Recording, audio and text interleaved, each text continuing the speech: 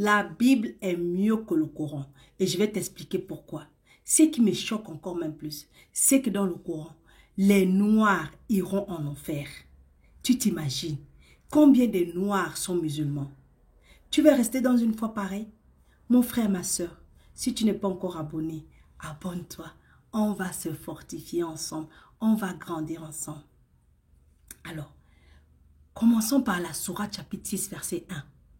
Louange à Dieu qui a créé les cieux et la terre et établi les ténèbres et la lumière. Pourtant, les mécréants donnent des égaux à leur Seigneur. Et dans la Bible, c'est écrit, Genèse chapitre 1, verset 1, au commencement, Dieu créa les cieux et la terre. Ce n'est pas la même chose. Parce que quand tu lis les deux, la sourate 6, verset 1 et Genèse chapitre 1, verset 1, tu penses que c'est la même chose. Ça ressemble à la même chose. Mais ce n'est pas la même chose. Pourquoi ce n'est pas la même chose? Parce que la Bible dit Dieu et le Coran dit Allah. Allah, c'est un nom qui vient du paganisme. C'est un nom des athéistes qui vient de l'athéisme, qu'on appelle le paganisme. C'est une religion des gens qui adorent la nature, le soleil, la lune et toutes ces choses-là.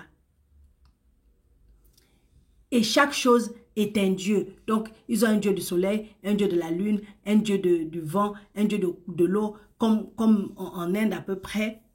On appelle ça le paganisme. Et Allah, c'était l'un des dieux du paganisme. Allah était le nom du dieu de la lune. Pourquoi penses-tu que le drapeau des musulmans est une lune et une étoile? Parce qu'ils adoraient la lune, le soleil et les étoiles. Et l'islam a été créé à la base de ce principe que Allah était le Dieu athée de la lune. C'était le Dieu de la lune.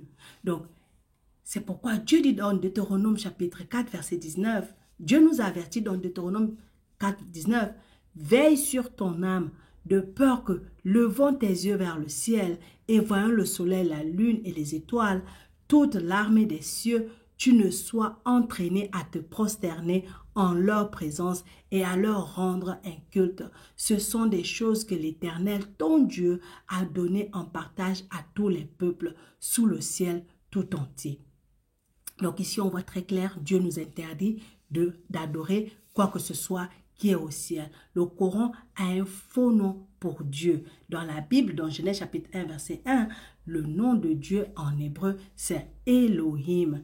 El, le puissant, Elohim, créateur. Donc, Elohim veut dire le puissant créateur. Dans le Coran, dans la sourate chapitre 19, verset 66, Mohammed se pose une question que moi, en tant que chrétienne, je ne pourrais jamais me poser aujourd'hui. Il se demande, et l'homme dit, une fois mort, me sortira-t-on vivant? En fait, il se demande, si je meurs aujourd'hui, que va-t-il m'arriver? Où est-ce que je vais aller? Mohammed ne savait pas où il devait aller. Et moi, je vous ai déjà dit que la Bible est mieux que le Coran. On avance. Job chapitre 14, verset 14 dit, « Si l'homme une fois mort pouvait revivre, j'aurais de l'espoir tout le temps de mes souffrances, jusqu'à ce que mon état vint à changer. » C'est la même question dans le Coran, mais le Coran ne donne jamais de réponse. Job a posé la même question que Mohammed vient de poser, mais le Coran ne donne jamais de réponse, mais la Bible donne toujours la réponse. La Bible ne commence jamais quelque chose sans la terminer. C'est pourquoi la question que Job a posée 1500 ans et 1522 années avant Jésus-Christ, la réponse nous a été donnée 1503 ans après, par Jésus-Christ lui-même. Dans Jean chapitre 11, verset 25, Jésus lui dit, « Je suis la résurrection et la vie. Celui qui croit en moi vivra quand même il serait mort. » Mohammed ne sait pas où il va. Il sait que s'il meurt, il ne sait pas où il va. Donc, il ne sait pas ce qui va se passer après la mort. Aucun musulman peut t'expliquer aujourd'hui ce qui va se passer après sa mort. Ils ne savent pas. Donc, lisons dans le Coran, dans la sourate 3, verset 144, Mohammed parle encore et dit, « Mohammed n'est qu'un messager. Des messagers avant lui sont passés. S'il mourait donc, ou s'il était tué, retourneriez-vous sur vos talons? Quiconque retourne sur ses talons ne nuira en rien à Dieu, et Dieu récompensera bientôt les reconnaissants. Mais dans la Bible, Jésus dit, dans Jean chapitre 14, verset 6, Jésus dit, « Je suis le chemin, la vérité et la vie. Nul ne vient au Père que par moi. » Donc, lisons dans le Coran, la Sourate chapitre 4, verset 3. « Vous estimez que c'est mieux pour les orphelins, vous pouvez épouser leur mère, vous pouvez épouser 2, 3 ou 4. Si vous craignez que vous ne devriez être injuste, alors vous vous contenterez d'une seule ou de ce que vous avez déjà. De plus, vous êtes ainsi plus en mesure d'éviter des difficultés financières. » Et la Bible dit dans 1 Corinthiens chapitre 7 verset 2, « Toutefois, pour éviter l'impudicité, que chacun ait sa femme et que chaque femme ait son mari. » Tu n'as pas besoin de plus d'une femme. Tout homme doit avoir une seule femme. Pourquoi c'est avantageux d'avoir une seule femme? Parce qu'une seule femme, tu pourras la garder, la protéger, l'adorer, la chouchouter, bien prendre soin d'elle. Pour finir, lisons la Sourate chapitre 3, verset 105 à 106, qui dit « Et ne soyez pas comme ceux qui se sont divisés et se sont mis à disputer après que les preuves leur furent venues, et ceux-là auront un énorme châtiment. Un jour où certains visages s'éclaireront et que d'autres s'assombriront. Cela veut dire noirciront. À ceux dont les visages seront assombris, les noirs, vous là, vous qui êtes musulmans, écoutez, hein. À vous les noirs là, le Coran dit, avez-vous mécru après avoir eu la foi? Eh bien, goûtez au châtiment pour avoir renié la foi.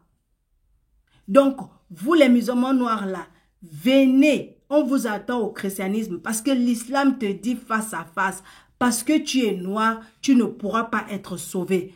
Pourquoi rester dedans? Pourquoi? Mais j'ai une bonne nouvelle pour toi. La bonne nouvelle de Dieu, à toi son enfant perdu. Galates chapitre 3 verset 28 dit, « Il n'y a plus ni juif ni grec, il n'y a plus ni esclave ni libre, il n'y a plus ni homme ni femme, car tous vous êtes un en Christ. » Je t'ai déjà dit que la Bible est mieux que le Coran. Mon nom est mieux que le tien. Mon sauveur est mieux que le tien. Mon Dieu est mieux que le tien. Est-ce que tu connais Mohamed? Non, parce qu'il est mort. Mais je connais Jésus. Parce qu'il est vivant. Il est vivant. Il vit et il vivra éternellement. Alors, selon toi, la Bible et le Coran, qui dit mieux? Laisse-moi un commentaire et on va avancer.